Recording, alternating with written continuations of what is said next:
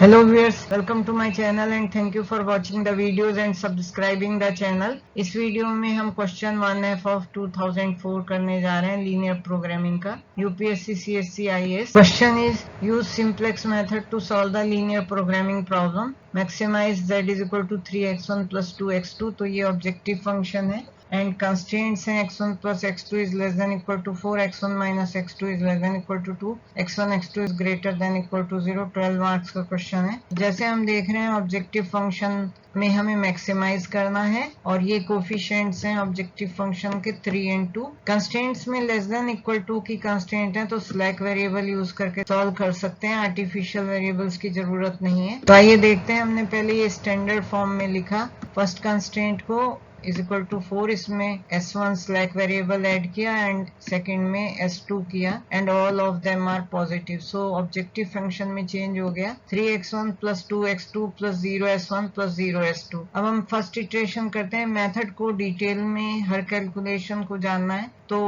जो method upload किया गया है और एक दो एग्जांपल्स पास्ट ईयर पेपर्स के with each calculation, each element's calculation have been discussed, so please see that here we will be doing in broad way.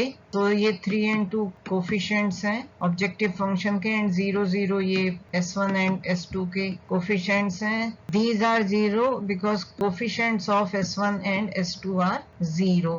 This is right hand side and these are the constraints coefficients. So x1 का 1 है, x2 का 1, s1 का 1 and s2 नहीं है सो 0. Second row में लिया. This I have already told right hand side. और zj में कोफिशिएंट 0 है but when we write zj minus cj then we have all elements on left hand side and it becomes -3 -2 0 and 0. so हमें maximisation की problem solve करनी है तो हम देखते हैं most negative. So most negative ये है x1 जो है एंटरिंग वेरिएबल हो गया. ये जो कॉलम कहलाएगा ये पिवट कॉलम कहलाएगा. अब हमें देखना है लीविंग वेरिएबल कौन सा है और लीविंग वेरिएबल के लिए हम जो ये राइट हैंड साइड की वैल्यूज हैं xb की 4 और 2 इसे डिवाइड करेंगे रेस्पेक्टिवली द कोफिशिएंट्स और the elements of pivot column 1 and 1. तो हम जब डिवाइड करते हैं तो 4/1 is 4, 2/2 is 2. so minimum ratio 2 है.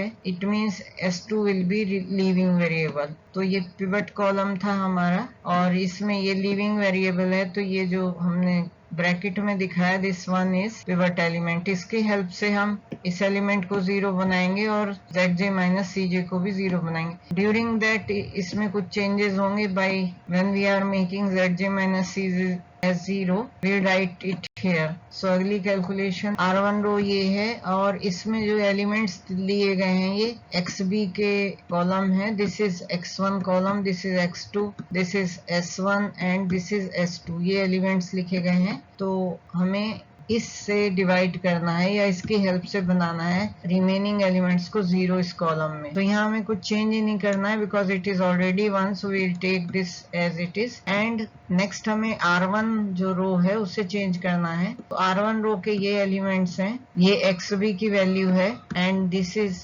x1 x2 s1 and s2 के एलिमेंट्स हैं. Now if we subtract because we want to make it as 0, r1 के एलिमेंट को जो कि corresponding to x1 है इसे 0 बनाना है. so for that we'll subtract r1 minus r2. so we get this. अब हमारी ये रो एंड ये रो हो गई. we take these rows and we make changes in zj minus cj also. we write the table and ये table आ गई. अब इसमें हम ये देख रहे हैं कि ये 0 है.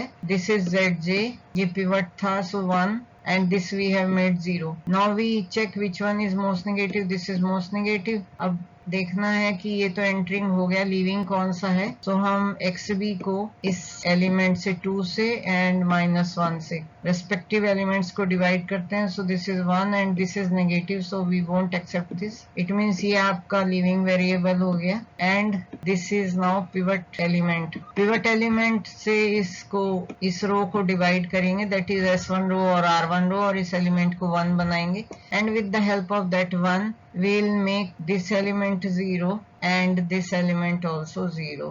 We do that exercise and then we get this. यहाँ पर ये r1 को हमने 2 से डिवाइड कर दिया तो ये एलिमेंट्स आए. r2 को R1 की हेल्प से हमने चेंज किया सो यहाँ पर ये 0 हो गया। सो ये हमारी टेबल हो गई, हमने ये एलिमेंट्स लिख लिए। ये अब हमारे x2 का कोफिशिएंट है ऑब्जेक्टिव फंक्शन में, ये x1 का कोफिशिएंट है ऑब्जेक्टिव फंक्शन में। Now we have these right hand side after this 1 is here and 3 is here. We got these new values. Here we got 0 and 1 x1 में, सो ये 0 and 1, and यहाँ पर हमें मिली 1 and 0, so 1 and 0, these two.